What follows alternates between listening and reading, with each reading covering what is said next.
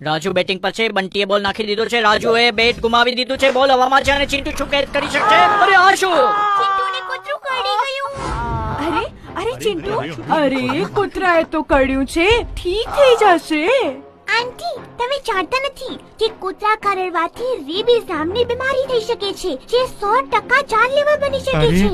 હળદર મરચું કે તેલ લગાવી દો. ના અંકલ. આલે બેટા, આના પર કપડું બાંધી લે. ના, આનાથી માત્ર નુકસાન જ થાય છે. માસ્ટરજી, તો શું કરું? હા દીકરા, અહીંયા હું બતાવું છું શું કરવું જોઈએ.